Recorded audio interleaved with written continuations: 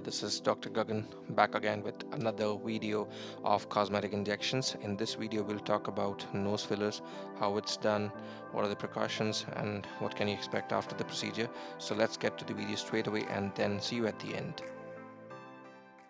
So we start by marking our entry point. Then we draw a midline structure. Generally, all the filler will be deposited in the midline. So you take the medial canthus to medial canthus, draw a line. Generally, we do not deposit the filler above it due to the attachment of the procedur's muscle. So this would be our area where we want to elevate the bridge, particularly this area, and also avoid injecting the cartilage area, so that might make the nose look more flat. So we take a sterile alcohol swab. Generally dab the entry point for the cannula. Dab the entry point. Yes, and then check for the intercartilage space.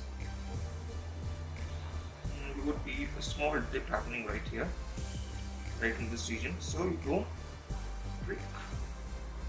That's it. If you're in the right place, there should be minimal to no bleeding. Put the cannula inside. Do not force the cannula. Be very gentle. Okay? Are you okay? Pinocha? You see, we are still on the cartilage area. Right. So, as you can see, when I'm lifting the cannula up, you can see a slight elevation here. So you gently aspirate. Aspiration though with the cannula is not really required, but then you can. You can see we have increased the height of the bridge of the nose. Right. So you gently mold it a little bit more, where you compress and accentuate it on the center part. Yeah.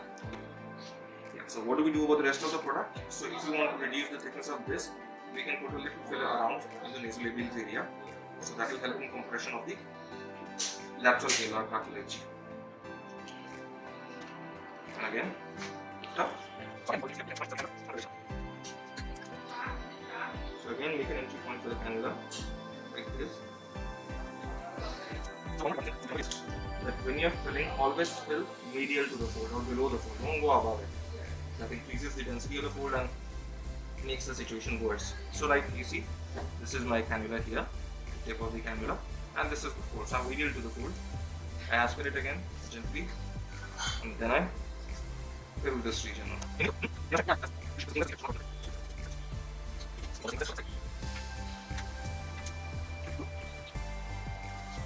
Let me make an entry point here.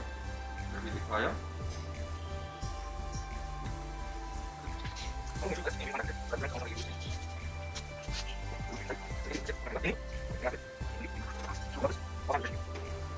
That's about it.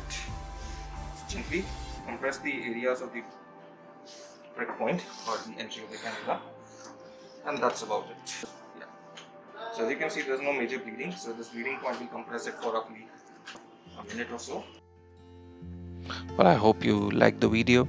The procedure is generally a painless procedure, but the patient can get a little anxious, so make sure you keep on reassuring them, and most importantly, make sure you have a good detailed consultation before you inject the nose. The nose is very closely related to the identity of the person. Different ethnicities, different age groups, both the genders would have different types of noses, and the ultimate choice of what looks good on a person should be always given to the patient or the client. Yes, you can help them out by guiding them out. So if we look at the nose, they come in different shapes, sizes, and it keeps on growing throughout the age. And if we divide the nose, on the top we have the root and the bridge of the nose. So then we have the dorsum nasi, then we have the ala of the nose on either sides, and the apex or the tip of the nose. Then we have the nostrils. Ideally in females there should be almond shaped nostrils look good. In men, rounder or oval shaped nostrils are preferable. In philtrum columns, yes, it's very important because philtrum columns are a part of lip injections, but they too tend to change the identity of the person. And if we divide the nose anatomically, we have two nasal bones on either sides, followed by two lateral cartilages, then the nasal septum in the center. That was the point for our pin prick for the cannula insertion. Then we have the lateral nasal cartilages of the nose. Well, the anatomy of the nose is very complicated, especially the vasculature, and it's a very delicate structure. So only attempt nose injections if you are uh, well versed with your injection skills and if you're confident. Otherwise, take some time out, practice, read a little more, and I'm sure eventually there's a lot more better work to be done. And if we look at the nose, it's a very artistic structure. It kind of defines your personality. So be careful and understand the face of the patient that you tend to inject. And if you have any doubts, shoot into the comment box below. I'll be more than happy to answer them. And stay tuned, share, like, and subscribe. Thank you so much for your time.